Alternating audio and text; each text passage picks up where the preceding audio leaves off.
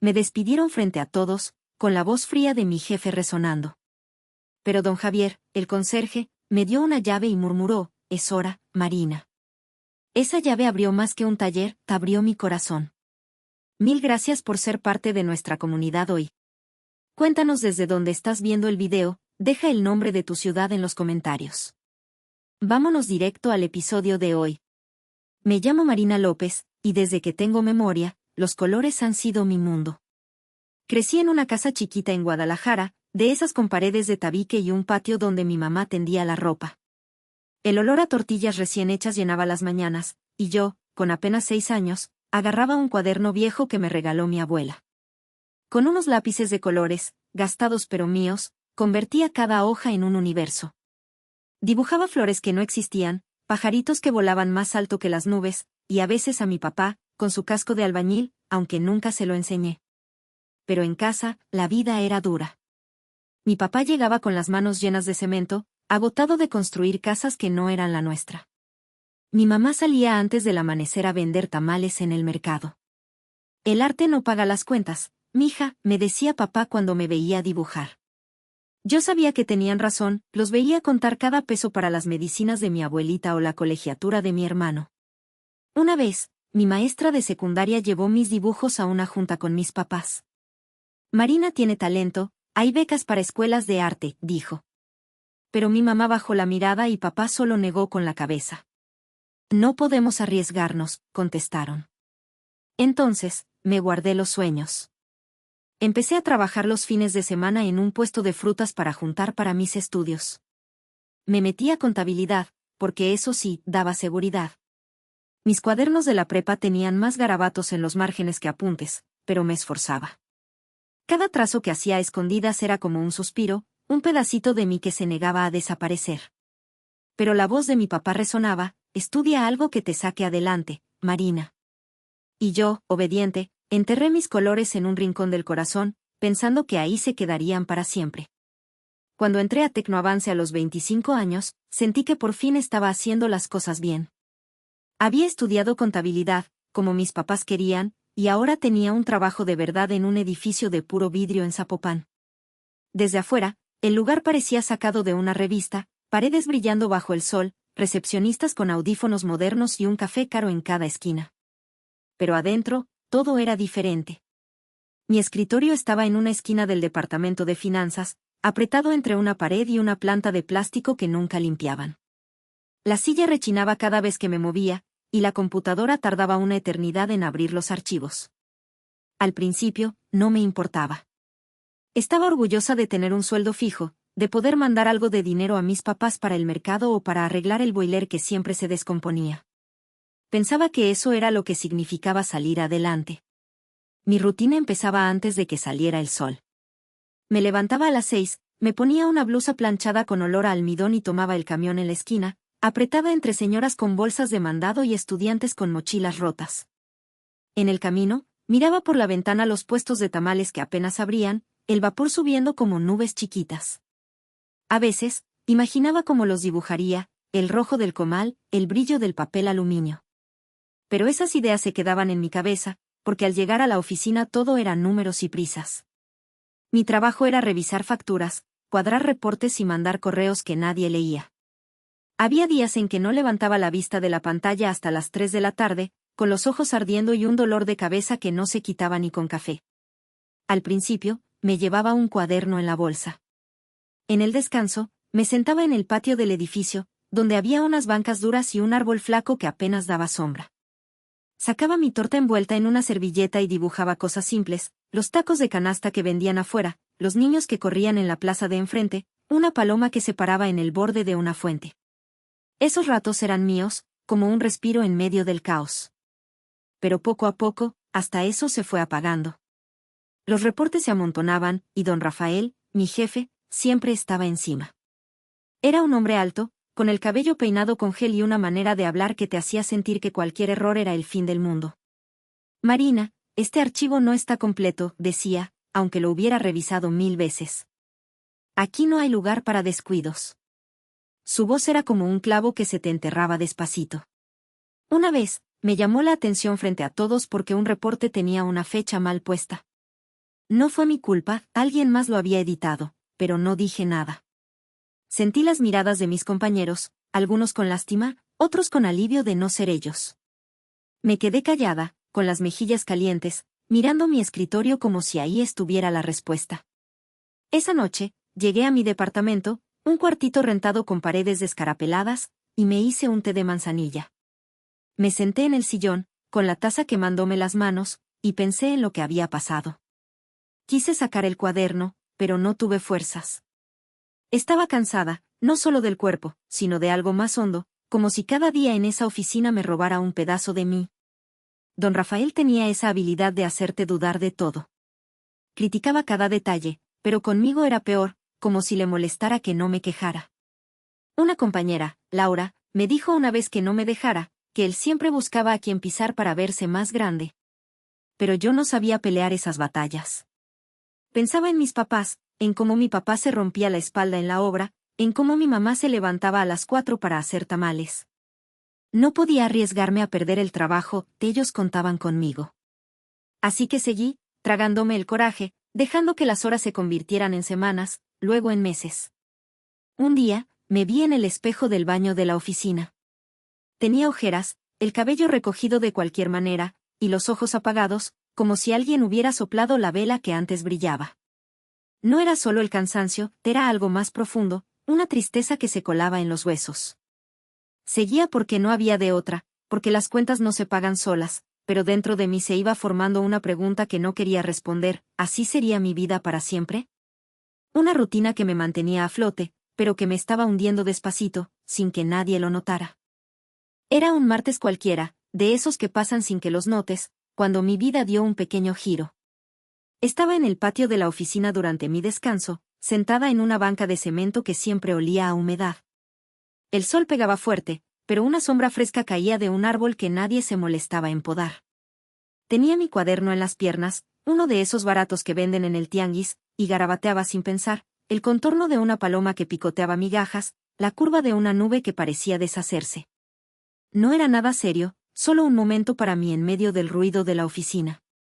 De pronto, sentí que alguien se acercaba. Levanté la vista y ahí estaba don Javier, el conserje del edificio. Era un señor mayor, de unos 65 años, con el cabello blanco como algodón y una chamarra gris que, aunque vieja, siempre llevaba impecable. Sus manos, grandes y llenas de callos, sostenían el mango de un carrito de limpieza.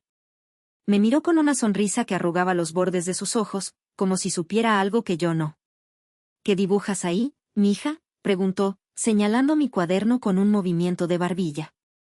Me dio un pellizco de vergüenza, nunca dejaba que nadie viera mis dibujos, ni siquiera mis papás.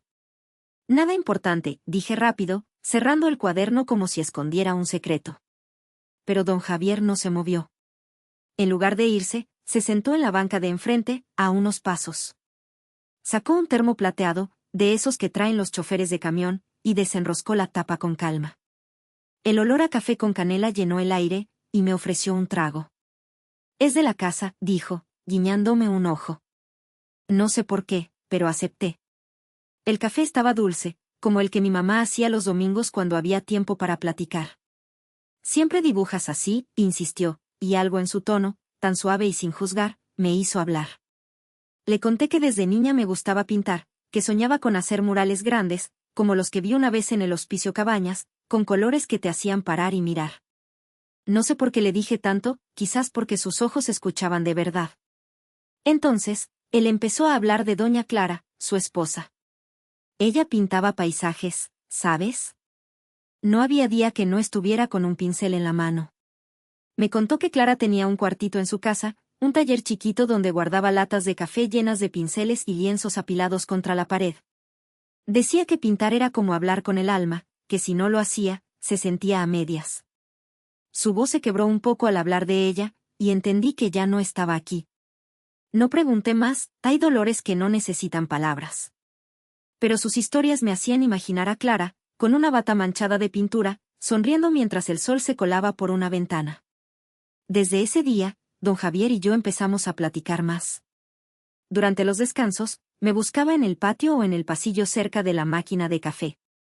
A veces traía un dulce de tamarindo envuelto en celofán, de los que venden en la esquina, o una galleta María que sacaba de su chamarra como si fuera un tesoro. Me hablaba de cómo Clara pintó un atardecer que parecía arder, con rojos y naranjas que hacían que la gente se detuviera. Yo, a cambio, le confesaba cosas que no le decía a nadie, que todavía quería dibujar, que a veces abría mi cuaderno en la noche y hacía bocetos de la ciudad, pero que me daba miedo intentarlo de verdad. Los sueños no pagan la renta, don Javier, le decía, medio en broma, medio en serio. Él negaba con la cabeza, con una paciencia que me desarmaba. La vida es corta, Marina. No dejes que se te escape lo que te hace feliz. Sus palabras se quedaban conmigo, como una canción que no puedes dejar de tararear. Pero luego pensaba en mis papás, en las medicinas de mi abuelita, en el recibo de la luz que siempre llegaba puntual. ¿Cómo iba a arriesgarme? Sin embargo, cada plática con don Javier era como abrir una ventana en un cuarto cerrado. Me hacía sentir que todavía había una parte de mí, la que dibujaba palomas y nubes, que no se había perdido del todo. No lo sabía entonces, pero esas charlas, tan simples como un café compartido, estaban sembrando algo que después cambiaría todo. Una mañana, mientras revisaba un montón de facturas, don Rafael me llamó a su oficina. El corazón me dio un vuelco, nunca era buena señal. Cerré la puerta detrás de mí y me quedé parada, con las manos apretadas. Él estaba sentado, mirando una pantalla, con esa expresión dura que ponía cuando quería hacerte sentir menos. Marina, encontramos un error en el reporte de gastos del mes pasado, dijo sin levantar la vista. Un error grave. Me enseñó un documento donde, según él, yo había metido mal un cálculo. Pero yo sabía que no era cierto, ese reporte lo había revisado 3 veces antes de entregarlo. Quise explicarme, decir que alguien más debió tocarlo, pero su mirada me cortó. Esto no es un juego, Marina. Si no mejoras, tendré que reportarlo a los directivos, amenazó. Sentí un nudo en el estómago, como cuando de niña rompía algo y esperaba el regaño. Pero esto era peor, porque yo no había hecho nada malo. Algo en su tono, en cómo tamborileaba los dedos, me hizo sospechar que él mismo había cambiado los números. Quería quedar bien con los de arriba, y yo era el blanco fácil. Sí, señor, no vuelve a pasar, murmuré, aunque por dentro temblaba de coraje y miedo. Salí de ahí con las piernas flojas. Me senté en mi escritorio, mirando la pantalla sin ver nada. Una compañera me preguntó si estaba bien, pero solo sonreí a medias y dije que sí. No quería que nadie supiera cuánto me dolía. Esa noche, en mi departamento, me hice un té de manzanilla, como siempre que necesitaba calmarme. Me senté en el sillón, con la tele apagada, y el silencio me pesó. Pensé en mis papás, en cómo confiaban en que yo saliera adelante. Si perdía el trabajo, ¿qué les diría? Guardé el dolor como siempre hacía, pero no podía quitarme de la cabeza la injusticia. Me sentía atrapada, como un pájaro en una jaula que no pidió. Don Javier me vio al día siguiente, con ojeras y la cara larga. ¿Todo bien, mija?, preguntó. Solo estoy cansada, mentí, y él no insistió, pero sus ojos decían que no me creía. Marzo llegó con nubes grises y rumores que corrían como regadero de pólvora. En la oficina, todos hablaban bajito de recortes, de números que no cuadraban. Yo trataba de no pensar en eso, de enfocarme en mis reportes, pero el aire se sentía pesado, como antes de una tormenta. Una mañana, don Rafael mandó un correo, reunión urgente a las 10. Me peiné el cabello, me puse mi suéter más presentable y entré al salón con el corazón latiéndome fuerte. Todos estaban ahí, sentados en sillas de plástico, mirando al frente como si esperaran un veredicto. Don Rafael entró con paso firme, flanqueado por una mujer de recursos humanos que cargaba una carpeta. Como saben, la empresa necesita ajustes, empezó, con esa voz fría que me ponía los nervios de punta. Algunos puestos ya no son necesarios. Hizo una pausa, y sus ojos recorrieron la sala hasta detenerse en mí. Marina López, después de evaluar tu desempeño, decidimos que no cumples con los objetivos. Estás despedida, efectivo hoy. El silencio que siguió fue como un golpe. Sentí que el suelo se hundía. Luego, como si quisiera rematar, añadió, el cálculo que presentaste para el presupuesto trimestral tenía errores graves. Eso no lo podemos tolerar. Mentira. Ese cálculo lo había revisado hasta el cansancio, pero él lo había manipulado otra vez, igual que antes. Mis manos temblaban mientras los demás desviaban la mirada. Algunos cuchicheaban, otros, los que compartían conmigo el café de la mañana, parecían aliviados de no ser ellos. «Recoge tus cosas», dijo don Rafael, ya pasando al siguiente tema, como si yo fuera un trámite más.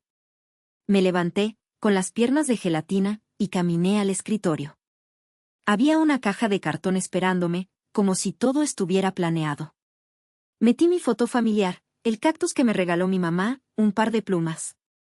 El cuaderno de dibujos, olvidado en un cajón, también fue a parar ahí.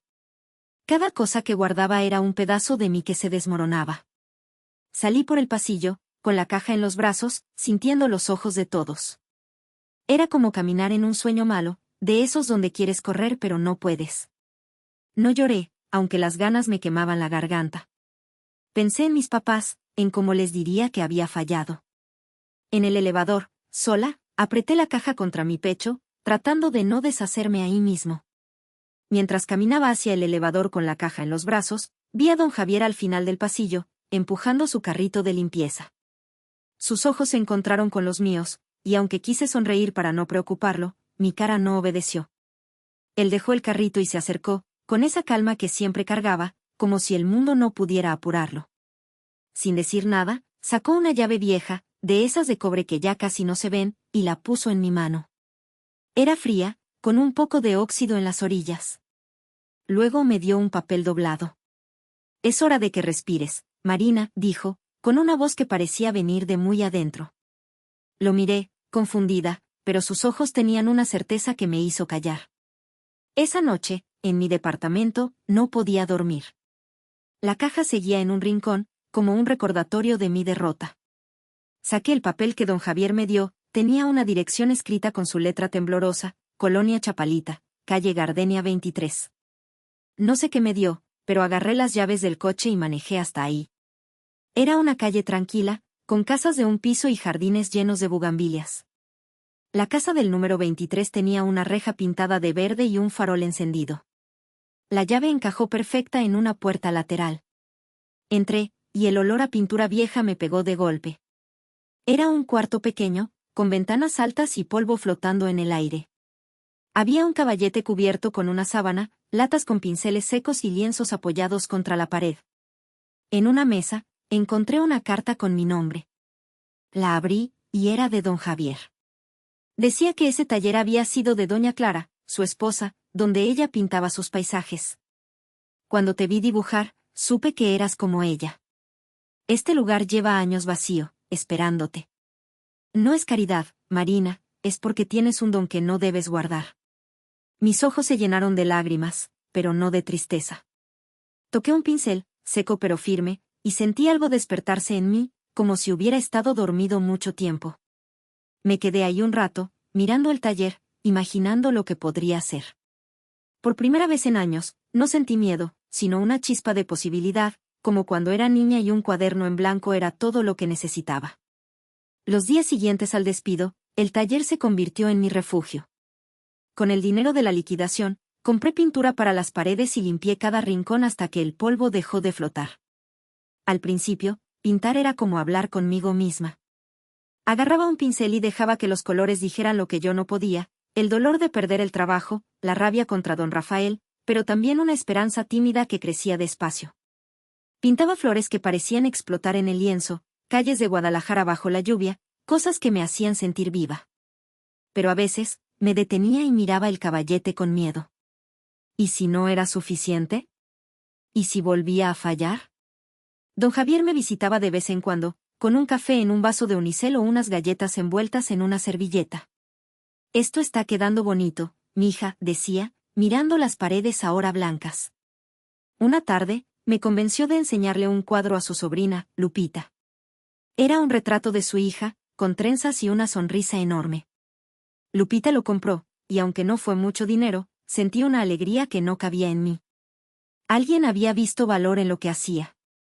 Después, don Javier habló de mí con un amigo que tenía una taquería. Me pidieron un mural, un puesto de tacos con luces de colores y gente riendo. Cuando lo terminé, el dueño me dio un abrazo y un plato de tacos al pastor de regalo. Poco a poco, llegaron más pedidos. Ilustré un libro de cuentos para una maestra de la colonia, pinté un paisaje para la sala de una vecina. El dinero no sobraba, pero alcanzaba para la renta y para comprar más materiales. Contraté a una muchacha, Ana, que vivía cerca, para que me ayudara con los correos y las cuentas. No quería que el taller se volviera otro escritorio lleno de números. Encontré una foto de doña Clara entre unas cajas, estaba sonriendo, con un pincel en la mano y pintura en los dedos. La puse en una repisa, como un recordatorio de que este lugar era más que un cuarto. Era un pedazo de su alma, y ahora también de la mía. Cada trazo me devolvía un poco de lo que había perdido. No era solo pintar, era recordar quién era antes de que el miedo y las deudas me cambiaran. A veces, miraba mis manos, manchadas de azul y rojo, y sonreía. Por primera vez, sentía que estaba donde debía estar, aunque el camino aún se viera incierto. Han pasado 2 años desde que don Javier me dio la llave, y mi vida es otra. El taller ya no es un cuarto polvoso, las ventanas dejan entrar luz, y los lienzos llenan las paredes con colores que parecen cantar. Vivo de mi arte, algo que antes me parecía un sueño imposible. Hace poco, un editorial de la ciudad me llamó para ilustrar una serie de cuentos infantiles. Cuando colgué el teléfono, me quedé mirando el taller, con las manos temblando de pura emoción. Pensé en mis papás, en cómo ahora les llevo dinero para que no trabajen tanto, y en cómo mi mamá sonríe cuando ve mis dibujos. Pero de todo lo que he pintado, hay un cuadro que guardo en el corazón. Hace meses, encontré una foto vieja entre las cosas de doña Clara. Era don Javier con ella, los dos riendo en un mercado, con puestos de flores detrás. Él tenía el cabello oscuro entonces, y ella una trenza larga. Me quedé mirando la foto y decidí pintar algo especial. Imaginé cómo serían hoy, con canas, arrugas marcadas, pero con la misma chispa en los ojos. Trabajé en el cuadro por semanas, cuidando cada detalle, la mano de Clara sosteniendo un pincel, la sonrisa de don Javier como si supiera un secreto. Cuando lo terminé, supe que era mi manera de decir gracias. Una tarde, invité a don Javier al taller. Le dije que quería mostrarle algo nuevo, y él llegó con su chamarra de siempre y una bolsa de naranjas del mercado. Lo llevé a un rincón donde el cuadro estaba cubierto con una sábana. Esto es para ti, dije, y quité la tela. Se quedó quieto, mirando el lienzo. Sus ojos se llenaron de lágrimas mientras veía a Clara, viva en la pintura, a su lado como debió haber sido. ¿Cómo lo hiciste, mija?, susurró, con la voz rota. Encontré la foto, lo demás fue imaginar y agradecer, contesté, tomando su mano. Tú me diste más que un taller, don Javier. Me diste el valor para ser yo. Él se secó los ojos y sonrió. La vida es corta, Marina. Hay que abrir las puertas que el corazón nos señala. Y tenía razón. Aprendí que el miedo puede detenernos, que las caídas duelen, pero que siempre hay tiempo para levantarse. No importa si tienes 20 o 60 años, el valor de ser fiel a ti mismo abre caminos que no ves hasta que das el primer paso. Ahora, cuando pinto, siento que cada trazo es un pedazo de mi alma, y eso es lo que me hace feliz. Te agradezco sinceramente por estar aquí durante todo el video. Las historias familiares no siempre son dulces, pueden ser pesadas, confusas o dolorosas. Si esta historia resonó contigo, deja un comentario o un like. Tal vez alguien allá afuera necesita saber que no está solo.